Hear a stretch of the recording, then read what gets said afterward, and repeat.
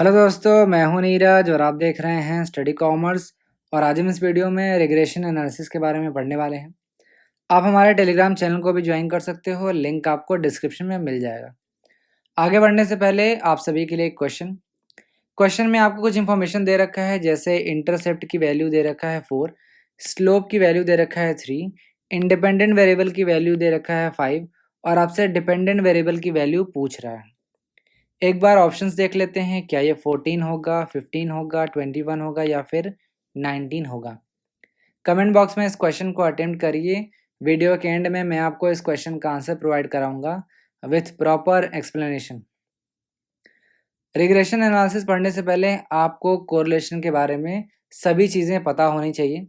तो अगर आपने कोरिलेशन वाला वीडियो नहीं देखा है तो आप आई बटन पर क्लिक करके देख सकते हैं या फिर डिस्क्रिप्शन में भी आपको उसका लिंक मिल जाएगा। यहाँ पे मैं आपको कोरिलेशन का बेसिक समझा दे रहा हूँ। कोरिलेशन को हिंदी में हम बोलते हैं सहसंबंध। जब हम दो वेरिएबल्स के बीच में रिलेशनशिप फाइंड करते हैं तो उसे हम कोरिलेशन कहते हैं। फॉर एग्जांपल, हमने लॉ ऑफ डिमांड में ये पढ़ा था कि प्राइस बढ़ने से डिमांड घट जाती है। तो बेसिकली कोरिलेशन में हम क्या करते हैं कि डिग्री और डायरेक्शन फाइंड करने की कोशिश करते हैं। डिग्री का क्या मतलब है कि जो वेरिएबल्स हैं वो आपस में कितनी स्ट्रांगली पेयर्ड हैं, जैसे परफेक्ट हो सकता है या लिमिटेड। परफेक्ट का क्या मतलब है, जब कोरिलेशन की जो वैल्यू है वो +1 या फिर -1 आती है। अगर सपोज कर लेते हैं कि +1 आती है कोरिलेशन की वैल्यू, तो इसे हम क्या कहेंगे, परफेक्टली पॉजिटिव रिलेटेड। अगर अब -1 आ जाती है कोरिलेशन की वैल्यू तो इसे हम कहेंगे परफेक्टली नेगेटिव वैल्यू। और लिमिटेड में मैंने आपको बताया था लो डिग्री है, मॉडरेट है, हाई है, वेरी हाई है। ये सारी चीज़ें मैंने आपको पहले ही बता दिया था, तो मैं यहाँ पे डिटेल में नहीं बताने वाला। दूसरा, डायरेक्शन देखते हैं कि कोरिलेशन की जो डायरेक्शन है वो पॉजिटिव है या नेगेटिव। फॉर एग्जांपल, अगर हम ये कहते हैं कि प्राइस बढ़ने से डिमांड भी बढ़ती है तो ये क्या होगा, पॉजिटिव कोरिलेशन होगा। अगर प्राइस बढ़ने से डिमांड घट जाती है तो ये क्या होगा, नेगेटिवली रिलेटेड है। डिटेल में अगर आपको देखना है तो आप वहाँ जाके देख सकते हो। तो ये कोरिलेशन बताता है। कोरिलेशन क्या बताता है, डिग्री और डायरेक्शन बताता है दो वेरिएबल्स के बीच में। लेकिन अगर सपोज कर लेते हैं दो वेरिएबल है एक्स और वाई, और अगर एक्स की जो वैल्यू है वो नोन है, अगर हमें एक्स की जो वैल्यू है वो हमें पता है लेकिन वाई की वैल्यू में नहीं पता है, तो इस एक्स के बेसिस पे हम वाई की वैल्यू को आइडेंटिफाई नहीं कर सकते कोरिलेशन का इस्तेमाल करके। तो यहाँ पे हम इस्तेमाल करते हैं रिग्रेशन एनालिसिस।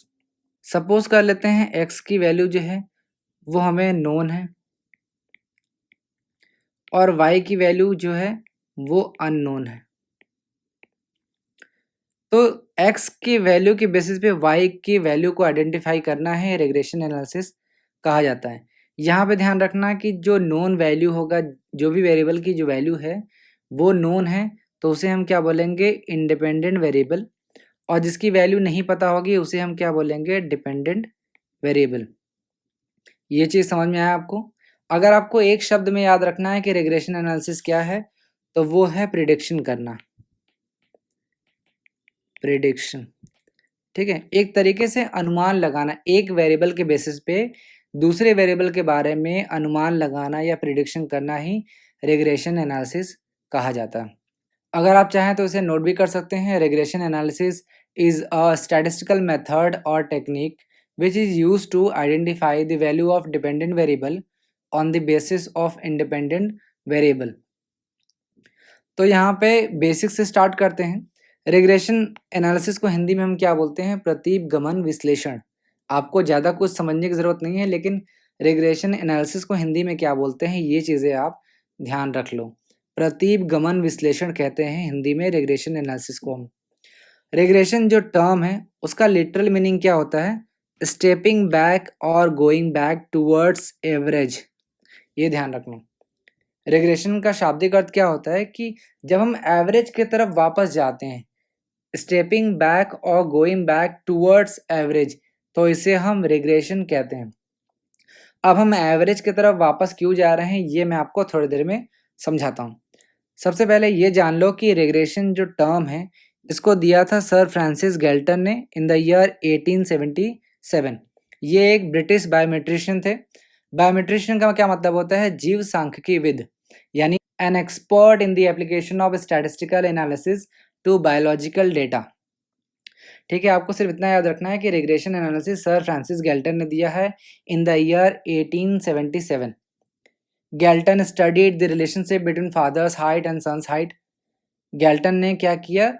फादर की हाइट और सन्स की हाइट के बीच में रिलेशनशिप स्टडी किया।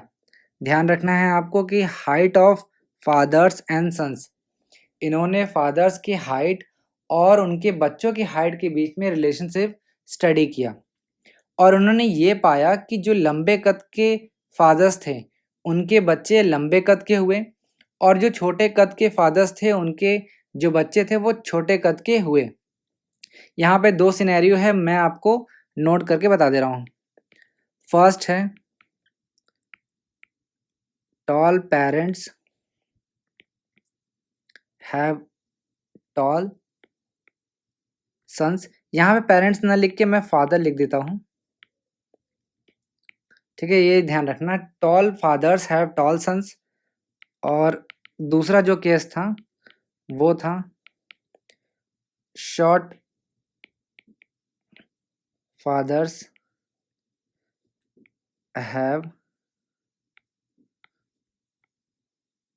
शॉर्ट सन्स, यानी कि जो लंबे कद के फादर्स थे उनके बच्चे भी लंबे कद के हुए और जो छोटे कद के फादर्स थे उनके बच्चे भी छोटे कद के हुए। बट यहाँ पे एक बिग बट है। गैल्टन ने ये कहा कि जो लंबे कद के फादर्स थे उनके बच्चे तो लंबे हुए और जो छोटे कद के जो फादर्स थे उनके बच्चे छोटे कद के हुए, लेकिन जब दोनों को एवरेज किया गया, यानी जो टॉल फादर्स थे इनके हाइट का एवरेज किया गया और टॉल सन्स के हाइट का एवरेज किया गया और शॉर्ट फादर्स के हाइट का एवरेज किया गया और शॉर्ट सन्स के हाइट का एवरेज किया गया, तो रिजल्ट जो आए वो बहुत चौंकाने वाले थे। क्या चौंकाने वाले थे? तो अगर फर्स्ट केस देखें तो फर्स्ट केस में उन्होंने ये देखा कि जो टॉल पेरेंट्स थे, टॉल फादर्स थे, उनकी हाइट ज़्यादा आई as compare to their son. Suppose कर लेते हैं टॉल फादर्स की जो हाइट आई वो आई 7 फीट, तो यहाँ पे टॉल सन की एवरेज जो हाइट आई वो आई 6 फीट। तो यहाँ पे आप देख सकते हो कि पहले केस में टॉल फादर्स की जो एवरेज हाइट थी वो ज़्यादा आई। दूसरे केस में जब उन्होंने शॉर्ट फादर्स की एवरेज हाइट देखी तो वो आई 4 फीट, कम आई, और जो शॉर्ट सन्स की एवरेज हाइट थी वो आई 5 फीट। तो यहाँ पे आप देख सकते हो कि यहाँ पे तो फादर्स की एवरेज हाइट है वो ज़्यादा आई, यहाँ पे कम आ गई। एक बार मैं फिर से आपको बता दे रहा हूँ कि गैल्टन ने फादर्स की हाइट और सन्स की हाइट के बीच में रिलेशनशिप फाइंड किया और उन्होंने ये कहा कि tall parents have tall sons and short parents have short sons, but the average height of tall sons are lesser than the average height of their fathers and the average height of short sons are more than the average height of their father। ये इन्होंने बताया। आखिर में उन्होंने conclusion ये निकाला कि human being have the tendency to step back और regress to the average population height. Galton ने ये कंक्लूजन निकाला कि ह्यूमन बीइंग में एक टेंडेंसी पाई जाती है कि वो एवरेज पॉपुलेशन हाइट की तरफ वापस चले जाते हैं, यानी कि यहाँ पे फादर की हाइट ज़्यादा थी और यहाँ फादर की हाइट कम थी, और यहाँ पे आप देखो कि जो सन्स की हाइट थी वो कम थी और यहाँ पे ज़्यादा थी। तो उन्होंने यही कंक्लूजन निकाला कि जो ह्यूमन बीइंग है उनके पास ये टेंडेंसी है कि वो एवरेज पॉपुलेशन हाइट जो है उसके तरफ वो वापस चले जाते हैं, रिग्रेस और step back. Galton found that the human being have the tendency to step back और regress to the average population height, यानी ज़्यादा हाइट और कम हाइट आपस में एवरेज आउट हो जाते हैं। ठीक है, इसीलिए यहाँ पे रिग्रेशन का लिटरल मीनिंग है स्टेपिंग बैक और गोइंग बैक टुवर्ड्स एवरेज। ये एवरेज ध्यान रखना एग्जाम में, ये बहुत ही इंपॉर्टेंट है, कोई भी आपको ये चीज़ें बताने वाला नहीं। तो यहाँ पे उस टाइम पे तो इन्होंने बायोलॉजी में यूज़ किया इस टर्म को, जैसे रिग्रेशन आज के टाइम में हम कहाँ यूज़ करते हैं, आप स्टैट्स में सांख्यिकी में पढ़ रहे हो, तो यहाँ पे हम कन्वीनियंट के लिए जो रिग्रेशन टर्म है जो कि प्रिडिक्शन के लिए यूज़ होता है आज के टाइम पे, उसका बायोमेट्री से कोई भी रेफरेंस नहीं है। ये मैं सिर्फ आपको हिस्ट्री बता दे रहा हूँ कि कैसे ये टर्म आया। आज के समय में जो रिग्रेशन टर्म है उसे हम प्रिडिक्शन के लिए यूज़ करते हैं और वो भी स्टैट्स में यूज़ करते हैं। तो उम्मीद है आपको ये बेसिक चीज़ें समझ में आई होंगी। तो अब रिग्रेशन एनालिसिस के बारे में मैंने आपको पहले ही बता दिया कि regression analysis is a statistical method और technique which is use to identify the value of dependent variable on the basis of independent variable. Example देख लेते हैं। यहाँ पे आपके सामने दो वेरिएबल दिया है एक्स और वाई। आपके कन्वीनियंट के लिए मैं यहाँ पे एक्स वाई लिख दे रहा हूँ। आपको एक्सपेंडिचर दिया हुआ है एडवर्टीजमेंट का और सेल्स दिया हुआ है, यानी कि अगर आप 8 लाख एक्सपेंस करते हो एडवर्टीजमेंट पे तो आपकी सेल्स जो है वो 40 लाख होती है। 10 लाख खर्च करते हो तो 48 लाख की सेल होती है। 16 लाख रुपए खर्च करते हो तो 58 लाख की सेल होती है। और 20 लाख रुपए खर्च करते हो एडवर्टीजमेंट पे तो 65 लाख की सेल होती है। तो अगर आपको 90 लाख की सेल करनी है तो आपको कितना एडवर्टीजमेंट पे खर्च करना है। यहाँ पे एक और चीज़ ध्यान रखना कि जब मैं बोलता हूँ एक्स और वाई दो वेरिएबल हैं, कभी मैं इसको डिपेंडेंट बोलता हूँ, कभी मैं इसको डिपेंडेंट बोलता हूँ, कभी मैं इसे इंडिपेंडेंट बोलता हूँ, कभी मैं इसे इंडिपेंडेंट वेरिएबल बोलता हूँ। तो एक्स और वाई का कोई खुद का वैल्यू नहीं है। जिस भी वेरिएबल को हमें आइडेंटिफाई करना है वो डिपेंडेंट हो जाएगा और जिस भी वेरिएबल का वैल्यू दिया है उसे हम इंडिपेंडेंट मान लेंगे। सपोज कर लेते हैं यहाँ पे सेल्स की वैल्यू दी है तो ये क्या हो जाएगा इंडिपेंडेंट वेरिएबल। हमें एडवर्टीजमेंट एक्सपेंसेस निकालना है तो ये क्या हो जाएगा डिपेंडेंट वेरिएबल। ध्यान रखना हमेशा मान लेते हैं एक्स और वाई। अगर मान लेते हैं कि एक्स हमें अननोन है, अननोन है मतलब टू फाइंड, अननोन है तभी तो आप फाइंड कर रहे हो। तो ये क्या होगा अननोन है तो इसका मतलब क्या है ये डिपेंडेंट वेरिएबल होगा। मैंने आपको पहले ही डिपेंडेंट और इंडिपेंडेंट वेरिएबल बता दिया। और अगर सपोज कर लेते हैं यहाँ पे y नोन है तो नोन है इसका क्या मतलब है ये होगा इंडिपेंडेंट वेरिएबल। ये चीज़ें आप ध्यान रखना। तो रिग्रेशन एनालिसिस का इस्तेमाल हम तब करते हैं जब हम इंडिपेंडेंट वेरिएबल के बेसिस पे डिपेंडेंट वेरिएबल की वैल्यू को आइडेंटिफाई करते हैं। और सिंपल टर्म्स में आप ये कह सकते हो कि हम प्रिडिक्शन करने के लिए रिग्रेशन एनालिसिस का इस्तेमाल करते हैं। एक डेफिनेशन देख लेते हैं। यालुन चाओ ने भी कहा है कि regression analysis is a mechanism for prediction और फॉरकास्टिंग। ये आप खुद से पढ़ सकते हैं। आगे बढ़ते हैं। रिग्रेशन एनालिसिस में दो तरीके के वेरिएबल यूज होते हैं। सिर्फ दो ही तरीके के वेरिएबल यूज होते हैं, ध्यान रखना। फर्स्ट है डिपेंडेंट वेरिएबल और सेकेंड है इंडिपेंडेंट वेरिएबल। अब वेरिएबल के बारे में जान लो कि वेरिएबल क्या होता है। वेरिएबल होते हैं क्वांटिटेटिव कैरेक्टरिस्टिक्स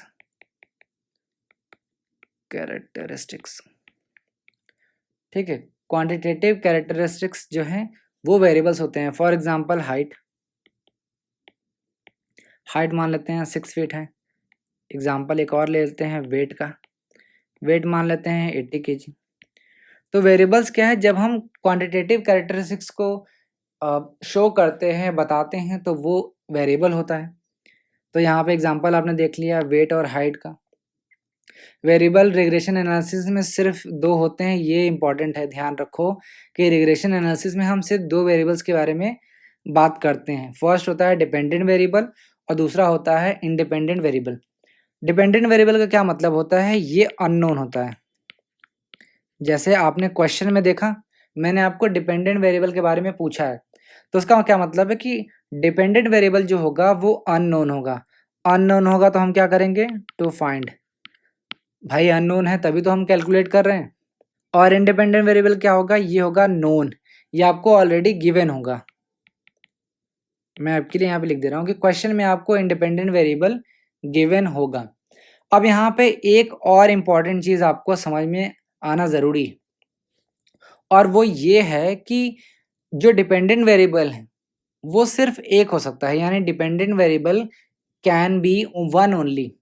यहाँ पे ध्यान रखना कि कैन बी वन ओनली। जो डिपेंडेंट वेरिएबल है सिर्फ वो एक हो सकता है और इंडिपेंडेंट वेरिएबल जो है वो एक से ज़्यादा हो सकता है, यानी we can use more than one independent variable. अभी मैं आपको एक एग्जांपल से समझाता हूँ। फॉर एग्जांपल आप सभी जानते होंगे कि रेनफॉल का एग्रीकल्चर प्रोडक्शन पे क्या इम्पैक्ट पड़ता है। मैं आपके लिए यहाँ पे लिख दे रहा हूँ। एक तरफ आप रेनफॉल लिख लो, दूसरी तरफ एग्रीकल्चर प्रोडक्शन। तो आप सभी जानते हो कि इंडिया में या कहीं पे भी बारिश का एग्रीकल्चर प्रोडक्शन से कितना क्लोजली रिलेशन है उसका, यानी बारिश ज़्यादा होगा तो एग्रीकल्चर प्रोडक्शन भी ज़्यादा होगा। ये आप नॉर्मल कंडीशन में आप ये सारी चीज़ें जानते हो। तो अगर मैं यहाँ पे ये बोलता हूँ कि रेनफॉल का ज़्यादा होने से एग्रीकल्चर प्रोडक्शन भी ज़्यादा होगा, तो अगर मैं यहाँ पे एक समय के लिए मान लेता हूँ कि एग्रीकल्चर प्रोडक्शन हमें नहीं पता है, तो ये डिपेंडेंट वेरिएबल हो जाएगा और रेनफॉल क्या है, इंडिपेंडेंट वेरिएबल हो जाएगा। ठीक है, क्योंकि हमें ये पता नहीं है, एग्रीकल्चर प्रोडक्शन अगर नहीं पता है, सपोज कर लो कि हमें रेनफॉल पता है कि कितना मिलीमीटर बारिश हो रही है, तो कोई ज़रूरी थोड़ी है कि सिर्फ एक ही इंडिपेंडेंट वेरिएबल होगा। ध्यान रखना, डिपेंडेंट वेरिएबल सिर्फ एक होगा, लेकिन independent variable can be more than one. कैसे हो सकता है? फॉर एग्जांपल एग्रीकल्चर प्रोडक्शन जो है वो बारिश पे तो डिपेंडेंट है, लेकिन उसके अलावा भी बहुत सारी चीज़ें होंगी जिस पे वो निर्भर करेगा। जैसे मैं एक और इंडिपेंडेंट वेरिएबल ऐड कर देता हूँ, फॉर एग्जांपल फर्टिलाइज़र। ये क्या है? Independent variable.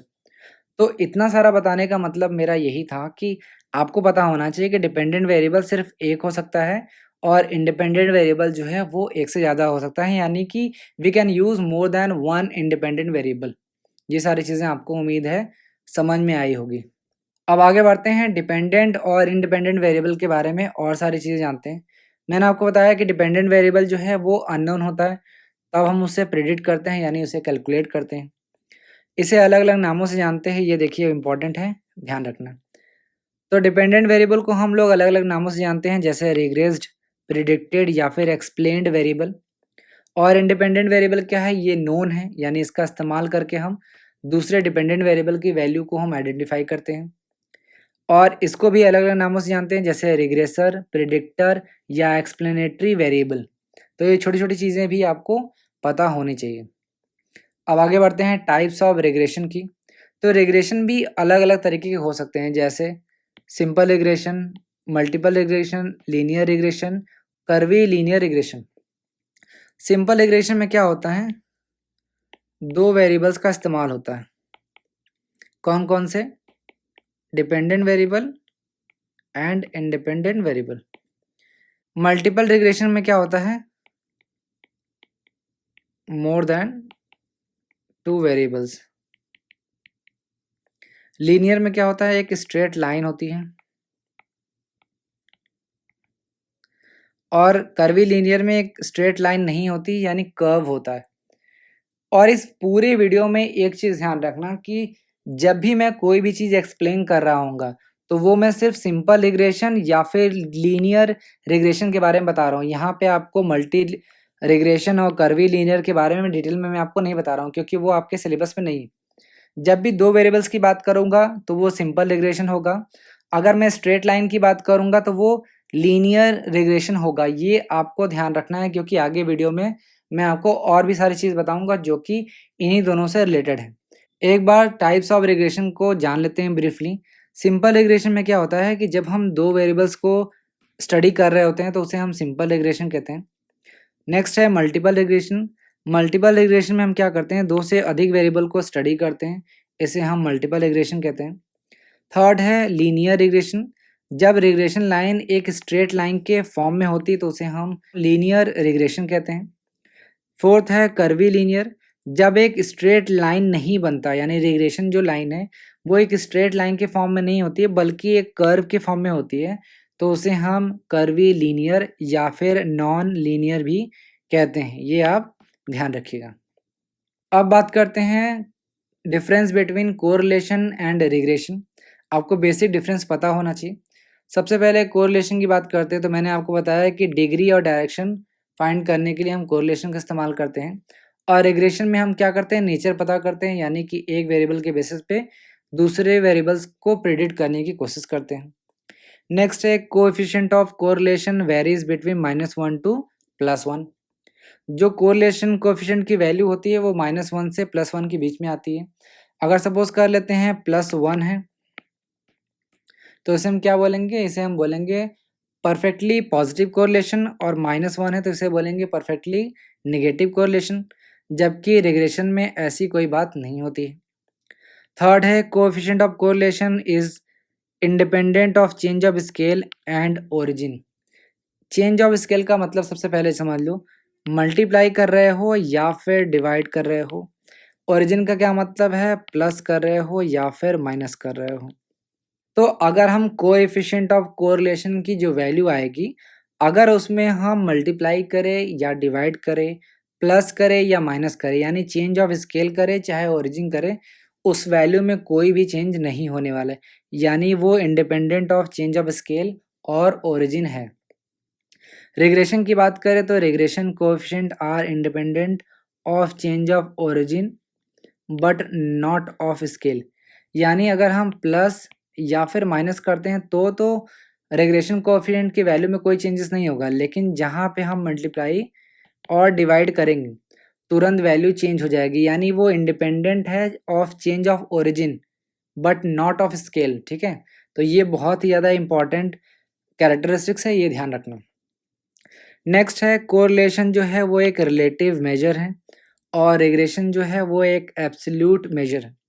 एब्सोल्यूट मेजर का क्या मतलब होता है कि जिस ओरिजिनल डेटा, जो हम ओरिजिनल डेटा लेते हैं उसी सेम यूनिट में हम जो वैल्यू है उसको प्रेजेंट करते हैं, यानी absolute measure are expressed in same unit in which original data is presented. For example कुछ एग्जांपल मैं आपको बता देता हूँ एब्सोल्यूट मेजर की, जैसे range, quartile deviation, mean deviation, standard deviation. ये आप ध्यान रखो, मैं जब मेजर्स के बारे में आपको बताऊंगा तब मैं डिटेल में वहाँ पे आपको बताऊंगा। और जब इन्हीं सारे चीज़ों का, चाहे वो रेंज हो, क्वार्टाइल डेविएशन हो, मीन डेविएशन हो, अगर आप इसका कोएफिशिएंट निकाल देते हैं तो उसे हम रिलेटिव मेजर कहेंगे। जैसे coefficient of range, coefficient of quartile deviation, coefficient of mean deviation, coefficient of standard deviation, ये सब सारे रिलेटिव मेजर्स के एग्जाम्पल हैं। अब जानते हैं कि रिग्रेशन लाइन क्या होता है। रिग्रेशन लाइन बेसिकली आपको बेस्ट एस्टिमेट्स बताता है, यानी मैंने आपको बताया था कि x की वैल्यू आपको गिवन है और y की वैल्यू आपको कैलकुलेट करना है। तो ये y की वैल्यू जो है वो बेस्ट कब होगी, सबसे क्लोजेस्ट वैल्यू क्या होगी, यही आपको रिग्रेशन लाइन बताता है, यानी रिग्रेशन लाइन आपको बेस्ट एस्टिमेट बताता है, इसीलिए इसे हम लाइन्स ऑफ बेस्ट फिट कहते हैं। यहाँ पे आप अलग अलग रिग्रेशन लाइन और कोरिलेशन को देख सकते हैं।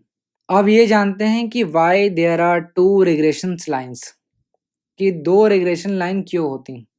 There are two reasons for that, इसके लिए दो रीजन्स हैं कि दो रिग्रेशन लाइन्स क्यों होती हैं। मैंने स्टार्टिंग में वीडियो के आपको बताया था कि जब हम रिग्रेशन एनालिसिस पढ़ते हैं तो हम ये मान के चलते हैं कि यहाँ पे दो वेरिएबल्स होते हैं। मैंने आपको बताया था कि एक होता है डिपेंडेंट वेरिएबल और दूसरा होता है इंडिपेंडेंट वेरिएबल। तो पहला रीज़न तो यही है कि हम स्टार्टिंग में ये रिग्रेशन एनालिसिस में ये मान चुके हैं कि दो वेरिएबल हैं, डिपेंडेंट और इंडिपेंडेंट, और ऐसे हमें ये पता चलता है कि दो रिग्रेशन लाइंस भी होंगी। वही चीज़ें यहाँ पे लिखी हैं। फर्स्ट केस लिखा है change in independent and dependent variable. यहाँ पे लिखा है कि दो वेरिएबल्स होती हैं इसलिए दो रिग्रेशन लाइन होती हैं। दोनों वेरिएबल्स, जैसे हम मान लेते हैं कि x और y दो वेरिएबल्स हैं, मैंने आपको स्टार्टिंग बताया कि x और y जो है वो दो वेरिएबल्स हैं। तो दो वेरिएबल्स होंगी तो दो रिग्रेशन लाइन होगी। अगर x की वैल्यू हमें निकालनी है तो x ऑन y हो जाएगा, और y की वैल्यू निकालनी है तो y ऑन x हो जाएगा।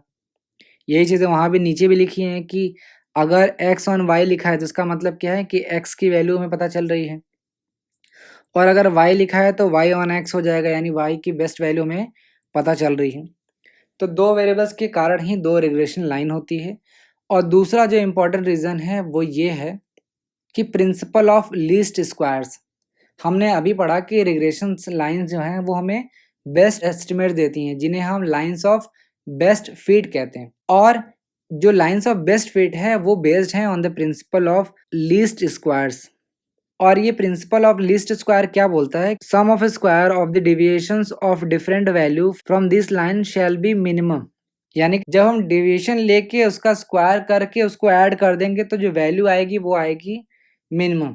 अब देखिए ये एक मैथमेटिकल एग्जांपल है जो मैं यहाँ पे इतने शॉर्ट पीरियड में नहीं बता सकता। अगर आपको इस लाइन को अच्छी तरीके से समझना है तो आप मेरा mathematical properties of arithmetic mean का जो वीडियो है वो देख लो, क्योंकि उस वीडियो में मैंने इस तरीके के जो भी डेविएशन वाले क्वेश्चंस थे वो मैंने वहाँ पे बताए हैं, तो वहाँ से आप देख सकते हो। इसका मैं लिंक भी आपको आई बटन पे दे दूंगा या फिर मैं आपको डिस्क्रिप्शन में भी लिंक प्रोवाइड करा दूंगा। और यहाँ पे एक चीज़ ध्यान रखना कि जो डेविएशन हम मेजर कर रहे हैं उसका भी दो तरीका है, दो वेज हैं यहाँ पे। फर्स्ट है हॉरिजॉन्टल और दूसरा है वर्टिकल। ज़्यादा जानने की ज़रूरत नहीं है यहाँ पे आपको, सिर्फ आपको ये पता होना चाहिए कि डेविएशन जो हम निकाल रहे हैं वो दो तरीके से निकाल सकते हैं, वर्टिकली और हॉरिजॉन्टली हम निकाल सकते हैं। अब हम बात करते हैं exception of one regression line. मैंने अभी आपको बताया कि जनरली दो रिग्रेशन लाइन होती हैं, लेकिन क्या कोई एक्सेप्शन है? तो जी हाँ, एक एक्सेप्शन है जहाँ पे वन रिग्रेशन लाइन बनती है। कब बनती है? मैं यहाँ पे लिख दे रहा हूँ, आइदर पॉजिटिव और नेगेटिव। यानी कि अगर जो हमारा कोरिलेशन है वो परफेक्टली पॉजिटिव हो जाए या परफेक्टली नेगेटिव हो जाए तो वहाँ पे वन रिग्रेशन लाइन बन जाएगा, क्योंकि ऐसे कंडीशन में जो बोथ लाइन है वो एक दूसरे को कोइंसाइड कर जाएंगे और ऐसे में वन रिग्रेशन लाइन बन जाएगा। यहाँ पे देखिए परफेक्टली पॉजिटिव कोरिलेशन या नेगेटिव कोरिलेशन का एग्जांपल दिया गया। तो सिर्फ एक्सेप्शन आपको याद रखना है कि कब एक्सेप्शन होगा, जब इधर यहाँ पे लिखा हुआ है, ध्यान रखना, या तो परफेक्ट पॉजिटिव हो जाए या परफेक्ट नेगेटिव हो जाए, तो उस केस में वन रिग्रेशन लाइन हो जाता है। और सिर्फ इतनी चीज़ें आपको पता होनी चाहिए। अब आगे बढ़ते हैं, calculation of regression line using mathematical equation. किस तरीके से हम मैथमेटिकल इक्वेशन का इस्तेमाल करके रिग्रेशन लाइन को कैलकुलेट करेंगे। यहाँ पे ध्यान रखना कि हम रिग्रेशन लाइन कैलकुलेट कर रहे हैं for linear regression only, for linear regression only. Formula मैं आपको बता दे रहा हूँ, y is equal to A plus B X. यहाँ पे प्लस ई भी होता है, इतना पोर्शन छोड़ दो। ई का क्या मतलब है? Error term. सिर्फ आपको मैं पहले अभी बता दे रहा हूँ इस, क्योंकि कई बार आपको एग्जाम में या फिर बुक्स में ये प्लस ई लिखा होगा, उसका मतलब है एरर टर्म, लेकिन आपको फिलहाल इतना ही याद रखना है। अब सारे जो टर्म हैं उनका मतलब बता दे रहा हूँ। जैसे y है, ये डिपेंडेंट वेरिएबल को बताता है, क्योंकि y कैलकुलेट कर रहे हैं, इसका मतलब क्या है? y अननोन है, यानी वो डिपेंडेंट वेरिएबल है। a को हम बोलते हैं इंटरसेप्ट,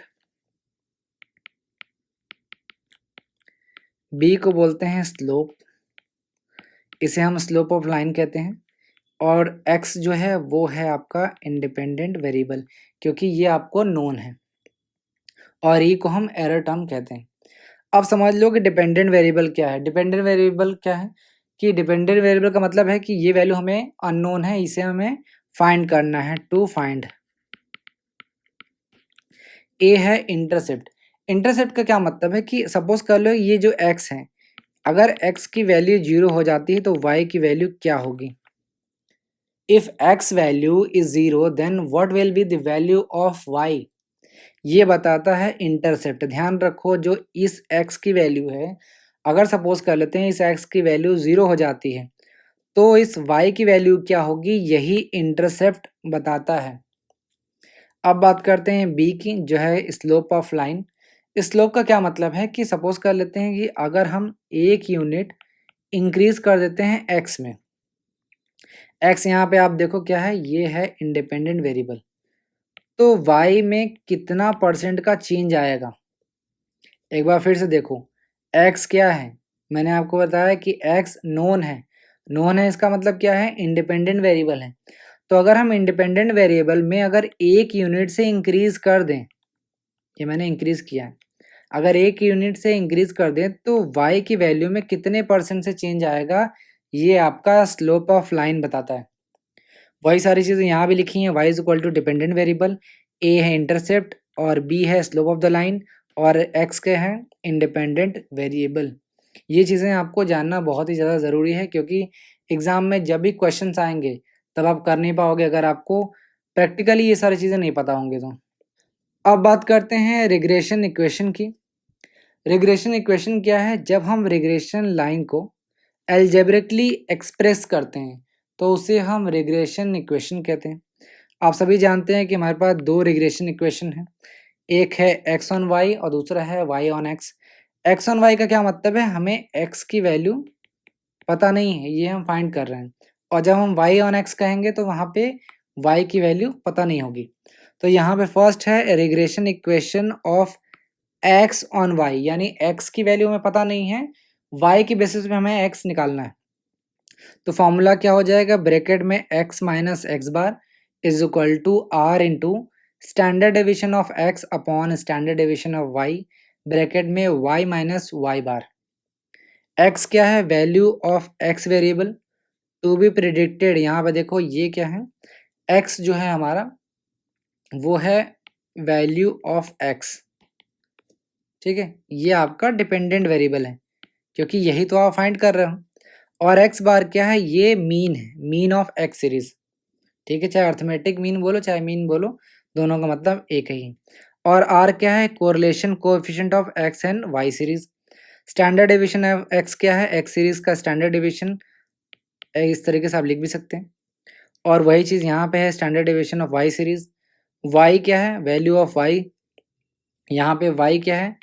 इंडिपेंडेंट वेरिएबल है। यहाँ पे ध्यान रखना y जो है वो आपको गिवन है, यानी ये इंडिपेंडेंट वेरिएबल है। और y बार क्या है? वो मीन है y सीरीज का। ये सारी चीज़ें आपको उम्मीद है समझ में आ रहा होगा। अब बात करते हैं regression equation of y on x। y on x का क्या मतलब है? y की वैल्यू आपको आइडेंटिफाई करनी है और x की वैल्यू आपको गिवन है। तो ये फॉर्मूला हम यूज़ करेंगे, y minus Y bar is equal to R into standard deviation of y upon standard deviation of x, bracket में x माइनस एक्स बार। ये फॉर्मूला आपको याद होना चाहिए अगर आप न्यूमेरिकल लगा रहे हो तो। अब बात करते हैं रिग्रेशन कोएफिशिएंट की। तो regression coefficient is an algebraic measurement of slope of regression line. Regression coefficient क्या है? ये एक अलजेब्रिक मेजरमेंट है of the slope of the regression line. Regression line की जो स्लोप है उसका हम जब हम अलजेब्रिक मेजरमेंट करते हैं तो उसे हम रिग्रेशन कोएफिशिएंट कहते हैं। रिग्रेशन कोएफिशिएंट ये हमें बताता है कि अगर एक की वैल्यू में अगर हमने कोई चेंजेस कर दिया तो दूसरे के वैल्यू में क्या चेंजेस होगा। इसके लिए फॉर्मूला हमारे पास है, R is equal to under root sigma B X Y, ये आपका फर्स्ट रिग्रेशन हो जाएगा, और बी वाई एक्स ये आपका सेकेंड रिग्रेशन हो जाएगा।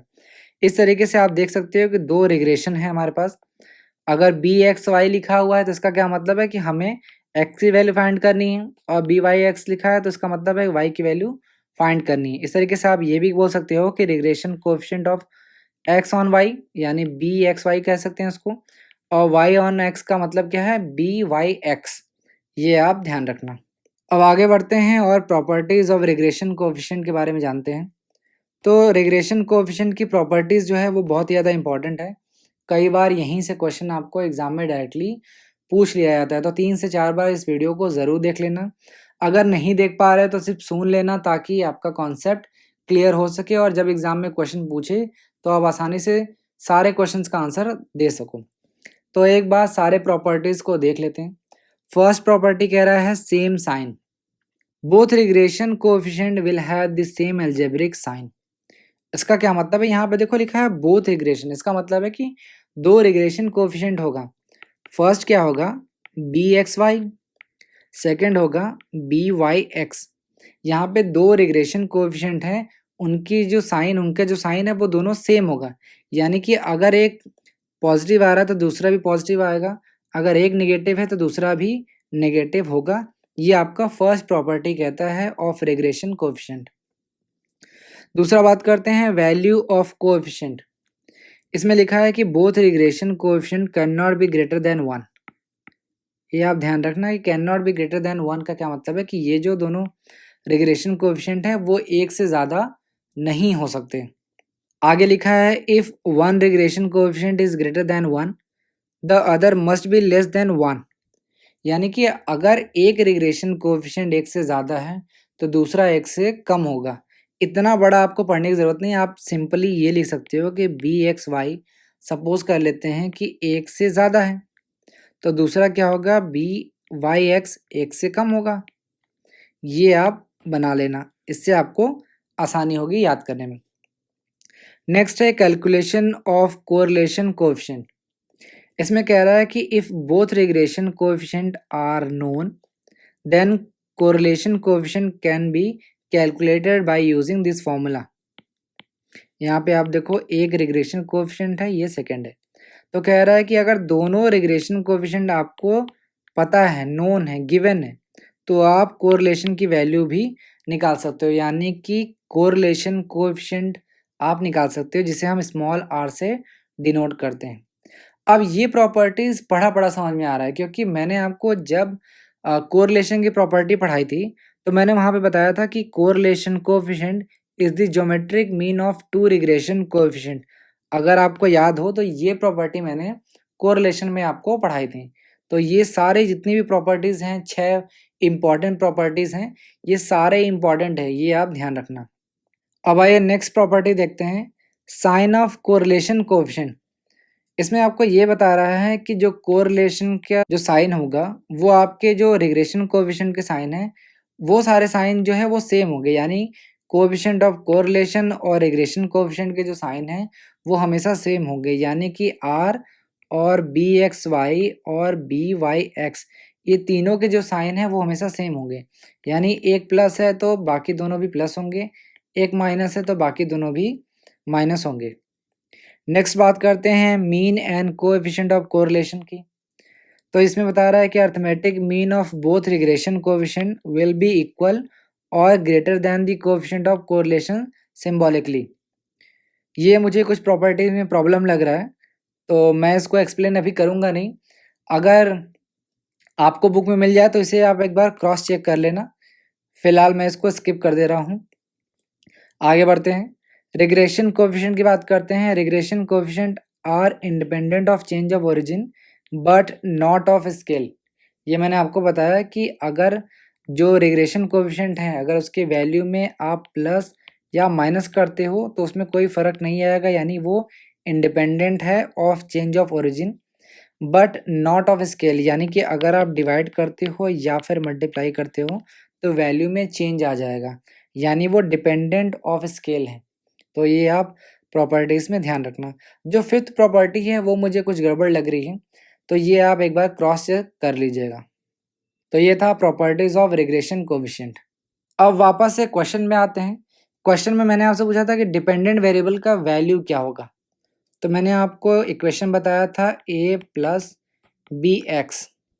यहाँ पे a की वैल्यू देखो दे रखा है 4, b की वैल्यू दे रखा है 3 और x की वैल्यू दे रखा है 5। तो y इज इक्वल टू क्या हो जाएगा, a प्लस बी एक्स। ए की वैल्यू कितनी है 4, ठीक है। तो यहाँ पे 4 प्लस 15 यानी 19। y की वैल्यू जो हो जाएगी वो हो जाएगी 19। और ध्यान रखना कि y क्या है, डिपेंडेंट वेरिएबल है, a क्या है, इंटरसेप्ट है। इसका मतलब क्या है कि अगर x की वैल्यू 0 हो जाए तो y की वैल्यू कितनी होगी, ठीक है। और b जो है वो बताता है स्लोप को, जैसे यहाँ पे लिखा गया है। अगर एक यूनिट में अगर हम इंक्रीज कर देते हैं ऑफ x, ठीक है। अगर इंडिपेंडेंट वेरिएबल में यहाँ पे इंडिपेंडेंट वेरिएबल क्या है आपका, ये है x है। तो अगर x के एक यूनिट में अगर हम कोई परिवर्तन कर देते हैं तो y में कितना % का चेंज होगा, यही आपका स्लोप बताता है। तो यहाँ पे डिपेंडेंट वेरिएबल की वैल्यू आपसे पूछा था तो वो हो जाएगा 19। तो करेक्ट आंसर हो जाएगा डी। तो ये था रिग्रेशन एनालिसिस। उम्मीद है आपको समझ में आया होगा। अगर आपको कोई डाउट है तो आप कमेंट बॉक्स में पूछ सकते हैं या फिर हमें व्हाट्सएप पे कांटेक्ट कर सकते हैं। Thank you.